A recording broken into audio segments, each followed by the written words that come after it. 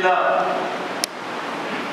نحمده ونستعينه ونستغفره ونؤمن به ونتوكل عليه ونعوذ بالله من شرور انفسنا وسيئات اعمالنا من يهده الله فلا مضل له ومن يضلل فلا هادي له واشهد ان لا اله الا الله وحده لا شريك له واشهد ان محمدا عبده ورسوله ارسله بالحق بشيرا ونذيرا وداعيا الى الله باذنه وسراجا منيرا اما بعد فان خير الحديث كتاب الله وخير الهدي هدي محمد صلى الله عليه وسلم وشر الامور محدثاتها وكل محدثه بدعه وكل بدعه ضلاله وكل ضلاله في النار فقد قال الله تبارك وتعالى في كلامه المجيد والفرقان الحميد اعوذ بالله من الشيطان الرجيم بسم الله الرحمن الرحيم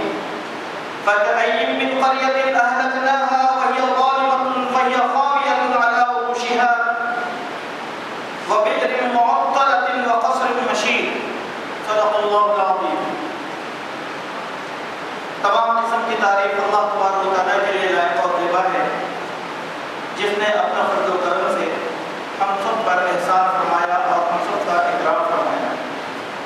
تمام تعریفیں اسی اللہ تبارک و تعالیٰ کے لیے لائق اور زیبا ہے جس نے ہم سب کو کائنات کی تمام مخلوقات پر فضیلت بخشا ہے. تمام تعریفیں اللہ تبارک و تعالیٰ ہی کے لیے لائق اور زیبا ہیں جس کے قبضہ قدرت میں اس دنیا کا نظام ہے اور وہ جب چاہے اس دنیا کو تباہ کر سکتا ہے. بے شمار درود و سلام ہو کونین کے تاجدار محمد رسول اللہ صلی اللہ علیہ وسلم کی ذات مطہرہ پر کہ آپ نے اللہ کا دین ہم تک مکمل طور پر پہنچا دیا ہے. اس دین میں کسی قسم کی کوئی کمی نہیں ہے اور تجارتی کی کوئی گنجائش باقی ہے. معزز حاضرین، پچھلے جمعہ آپ کے سامنے قوموں کی ہلاکت کے اسباب سے متعلق قرآن کی بہت سی آیتیں اور چند احادیث آپ کے سامنے پیش کی گئی تھی جس کا یہ مقصد تھا کہ اللہ تبارک و تعالیٰ قوموں کو کب ہلاک کرتا ہے اور کیوں ہلاک کرتا ہے. سابقہ میں جن جن قوموں کو اللہ تبارک و تعالیٰ نے تباہ کیا، برباد کیا، ہلاک کیا، ان کے گناہوں کے اسباب کیا تھے اور وہ کیوں ہلاک کر دیے گئے، ان کی حیت کیا تھی اور وہ کس طرح کی تھی، یہ ساری تفصیلات آپ کے سامنے آئی تھی.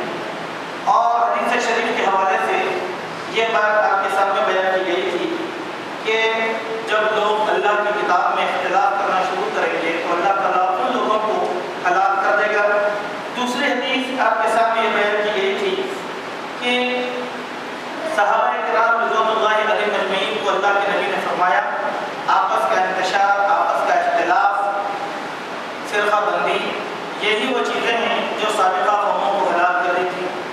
تیسری حدیث جو آپ کے سامنے بیان کی گئی تھی وہ یہ ہے کہ لوگوں نے قرآن کی بعض آیتوں کے ساتھ اپنے فہم و فراست سے تطبیق دیکھ کر ان چیزوں کو حلال اور حرام کر لیا تھا. اسی لیے اللہ کے نبی صلی اللہ علیہ وسلم نے فرمایا تھا کہ دیکھو قرآن کی آیتیں اگر تمہیں سمجھ میں نہیں آتی تو صاحب قرآن سے جا کر ان مسئلوں کو پوچھو، اپنی طرف سے مسئلے نکال کر اپنے آپ کو ہلاکت میں نہ ڈالو. یہ تین احادیث آپ کے سامنے پیش کی گئی تھی. اس دن میں اور کچھ احادیث باقی رہ گئی تھی جس کو میں آج آپ کے سامنے پیش کرنے کی کوشش کروں گا. معزز حاضرین، ایک حدیث اللہ کے نبی صلی اللہ علیہ وسلم کی اس طریقے سے ترمذی شریف کے اندر یہ حدیث آئی ہے اور ترمذی شریف کی یہ حدیث نمبر 2134 ہے. اس حدیث کے راوی حضرت ابو ہریرہ رضی اللہ عنہ بیان فرماتے ہیں خرج رسول اللہ صلی اللہ علیہ وسلم ونحن نتنازع فی القدر کہ اللہ کے نبی صلی اللہ علیہ وسلم ہم پر نمودار ہوئے، ہمارے پاس آئے جبکہ ہم ایک مسئلے میں اختلاف کر رہے تھے اور وہ مسئلہ تھا تقدیر کا کہ تقدیر ہے یا نہیں. یہ مسئلے میں ہمارے درمیان اختلاف ہوا، ہم آپس میں بحث کر ہی رہے تھے کہ اللہ کے نبی صلی اللہ علیہ وسلم وہاں پر پہنچ گئے. فغضب آپ صلی اللہ علیہ وسلم ہماری اس بحث کو دیکھ کر بہت غصہ ہو گئے. کس طریقے سے کہ جس طریقے سے ایک انار لال ہو جاتا ہے، انار جب پک کر لال ہو جاتا ہے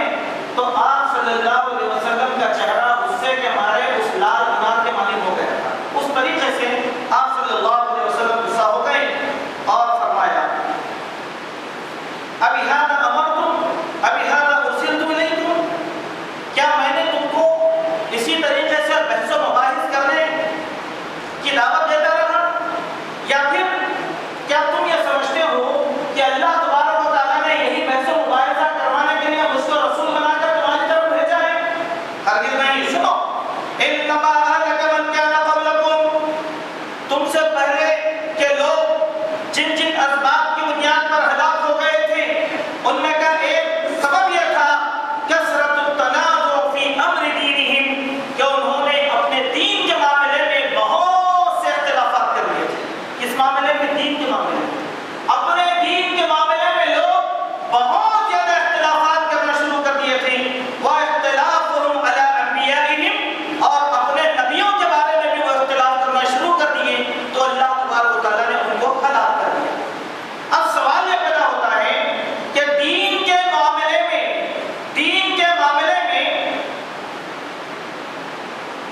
کس طریقے سے لوگ الجھ جاتے ہیں. دین کے معاملے میں آج آپ دیکھیں گے کہ چھوٹے چھوٹے معاملات کو لے کر لوگ بڑی بڑی اختلاف کی شکلیں لے لیتے ہیں. بات چھوٹی ہوتی ہے لیکن اختلاف بڑا شدید ہو جاتا ہے. حالانکہ علمی طور پر افضل اور مفضول اگر آپ کہیں بیسٹ اور بیسٹ آف دا بیسٹ، اتنا ہی فرق ہوگا، بات کچھ بھی نہیں ہے. بیسٹ اچھا، بہتر اور بہترین کو لے کر لوگ دین کے معاملے میں لڑ رہے ہیں. حالانکہ اس سے کوئی معاملہ ہونے والا نہیں ہے. اب اس کے اوپر اتنے مباحث کتابوں پر کتابیں لکھے جا رہے ہیں، مضمونوں پر مضمونے لکھے جا رہے ہیں، رد پر رد لکھا جا رہا ہے. یہ اختلاف دین کے معاملے میں امت کے پاس پیدا ہوا. اگر آپ دیکھیں گے سنت کے اعتبار سے اگر اختلاف کو حل کر لیا جائے تو دین کا اختلاف سنت سے ختم ہو جائے گا، ہر معاملہ سنت سے ختم ہو جائے گا.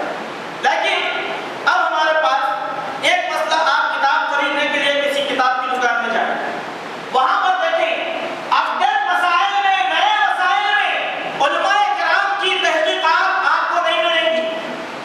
لیکن لڑائی جھگڑے کے معاملے میں آپ کو 100 تحقیقات مل جائیں گی. جیسے دیکھیں آپ ہزاروں کتابیں اردو زبان میں مل جائیں گی آپ کو تقریر اور رد تقریر پر. اتنا محنت کرنے کی کیا ضرورت تھی؟ اتباع سنت اگر سمجھ جاتے تو مسئلہ حل ہو جاتا. لیکن آپ دیکھیں آپ جا کر جماعت اسی طریقے سے نماز کے معاملات کے اندر علماء کتاب لکھا، بھائی بھائی کیا لکھے؟ میں 20 رکعت تراویح پڑھنا ہوتا ہے. تم نے کیا نیا کام کیا؟ سلف صالحین سے اختلاف چلا آیا، سلف صالحین نے جو لکھ دیا تھا وہی کافی تھا. لیکن امت میں اختلافات کو مذہب کی بنیاد پر فروغ دینے کے لیے اس طریقے کے مضامین اور کتابیں لکھ کر امت کو منتشر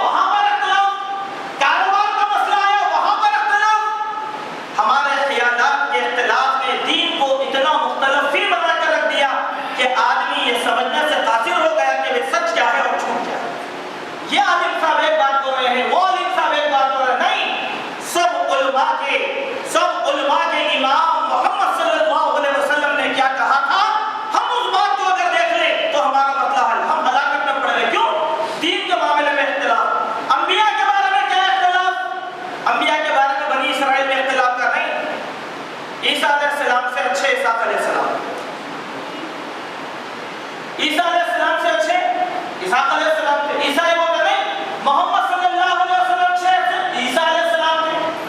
تو انبیاء میں فضائل پر جو تدبیر دینی گئی اس میں یہود اور نصارہ دونوں برباد ہو گئے۔ آپ کو معلوم ہونا چاہیے آج دنیا کے اندر جتنے بھی لڑائی جھگڑے عالمی سطح پر نیوکلیئر وار ہو رہے ہیں، اس کا سبب کیا ہے معلوم؟ کچھ سبب نہیں، ایک ہی سبب کہ اللہ نے عیسیٰ کے مقابلے میں بنی اسرائیل کو ذلیل کر دیا اور عیسیٰ علیہ السلام کی قوم کو عزت دے دیا۔ یہ نفرت یہودیوں کو بیٹھی عیسائیوں سے، یہ دونوں مل کر ہزاروں جگہ لڑے، ہزاروں جگہ لڑے، اپنے اپنے ملکوں کو تباہ کر لیا۔ یہی نہیں، کسی نے یہودیوں کو کاٹ کر یہودیوں کے سر کا مینار تعمیر کر دیا۔ نفرت کیا تھی؟ یہی ہے سر، ہم یہودی اور نصرانی ہم کو گرا کر دیکھنا چاہتے ہیں۔ چلیے اب اللہ تبارک و تعالیٰ نے نصرانیوں کو بھی ذلیل کیا اور امت محمدیہ کو تاج نبوت سے سرفراز فرمایا۔ یہود اور نصارہ دونوں متحد ہو کر آج اسلام کو مٹانا چاہتے ہیں۔ اختلاف کیا ہے؟ یہی چل رہا ہے، یہی اختلاف۔ تو معزز حاضرین، دین کے بارے میں اختلاف مت کرو، دین کے بارے میں اختلاف مت کرو۔ جہاں اللہ کی کتاب آ گئی، جہاں نبی کی سنت آ گئی، ایمان کا تقاضا یہ ہے کہ اپنے زبانوں پر ہم تالا لگائیں، اپنی زبانوں پر ہم تالا لگا لیں۔ کیوں؟ اللہ تبارک و تعالیٰ نے فرمایا لا تقدموا بین یدی اللہ ورسولہ، اللہ اور اس کے رسول کے آگے آگے رہنا۔ بھائی اللہ کی بات آ گئی، نبی کی بات آ گئی، کیا اللہ اور اس کے رسول کی بات سے بڑی بات میرے عالم، میرے مفتی، میرے پیر، میرے مرشد، میرے امام کی ہو سکتی؟ ہرگز نہیں۔ امام الانبیاء محمد صلی اللہ علیہ وسلم پر ہم کائنات کے پورے اماموں کو قربان کرنے کے لیے ہمیشہ تیار رہیں تاکہ ہلاکت سے بچ جائیں۔ یہ ایک حدیث، دوسری حدیث دیکھیں، جامع الاصول، بخاری، مسلم، ترمذی، ابو داؤد، نسائی اور ابن حبان، ان احادیث کی کتب میں یہ حدیث حضرت عائشہ رضی اللہ عنہا سے اس طریقے سے بیان کی گئی۔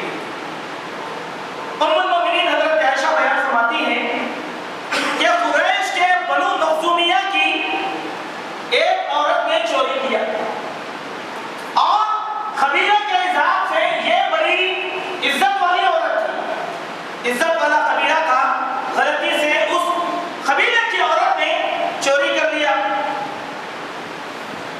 اب لوگوں نے یہ کہا کہ بھئی اللہ کا حکم ہے کہ جب کوئی چوری کرے تو اس کے ہاتھ کاٹ دیے جائیں۔ اب ہمارے قبیلے کی عورت نے چوری کیا، اب کیا کریں؟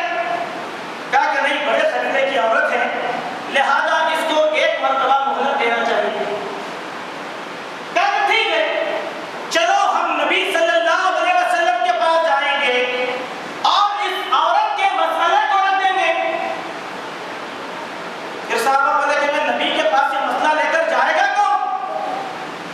کہا کہ ٹھیک ہے، ہم ایک کام کریں گے کہ اسامہ بن زید رضی اللہ عنہ جو اللہ کے نبی کے بہت قریبی اور بہت پسندیدہ صحابی ہیں، ان کو یہ سفارش کرنے کے لیے بھیج دیں گے۔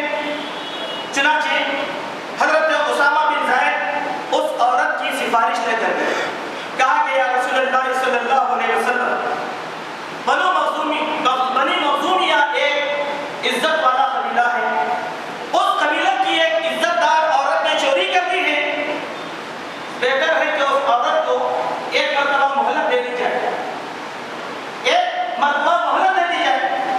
اللہ کے نبی صلی اللہ علیہ وسلم خاموش بیٹھے، اس کے بعد فرمایا اے اسامہ، کیا تم اتشفع فی حد من حدود اللہ، اللہ تبارک و تعالیٰ کے حدود کی پامالی کرنے والوں کی سفارش میرے سامنے کر رہے ہو؟ گویا اس کے معنی کیا ہے؟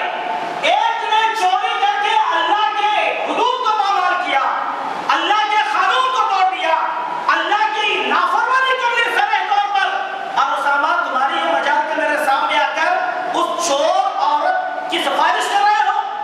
پھر فرمایا ثم قام فخطب، اللہ کے نبی صلی اللہ علیہ وسلم مسجد نبوی کے منبر پر کھڑ گئے اور کھڑ کر لوگوں سے خطاب کیا۔ کیا خطاب تھا؟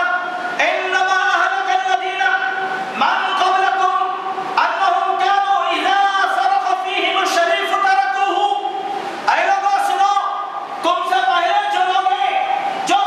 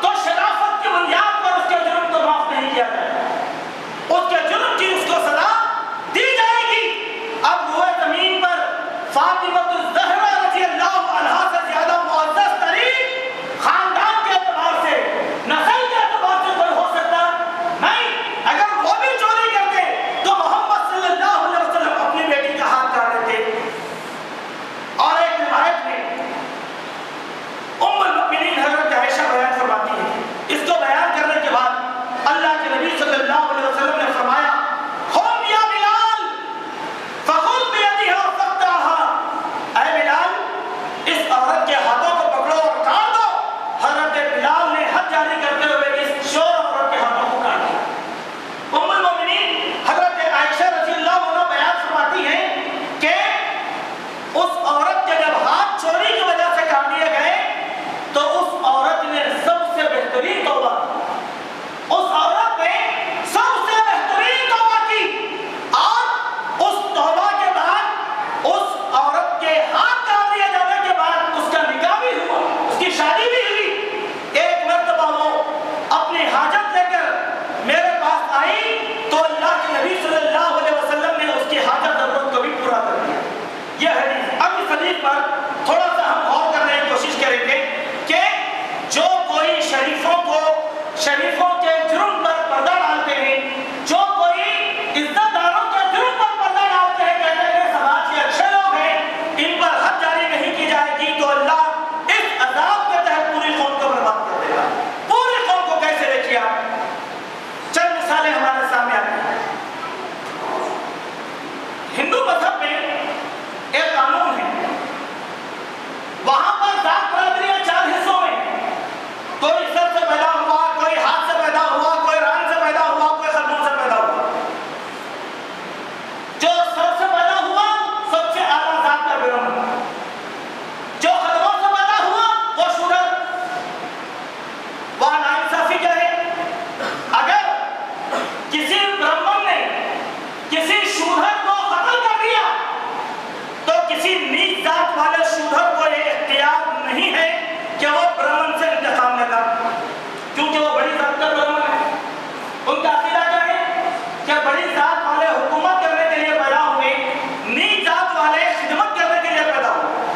تو خدمت گزار کبھی بھی اعلیٰ ذات کے مقابلے میں نیچا ہوتا ہے، لہذا وہ انتقام کر دے گا۔ اب اس پر اگر کیسے خام کیا جائے گا، اس کے بدلے میں بڑی ذات کا اگر کوئی آدمی مجرم پایا جائے، کسی پرندے یا چڑیا کا شکار کر لے تو بس اس کا بدلہ، اس کی حد ختم ہوگی۔ عجیب بات ہے، اس کے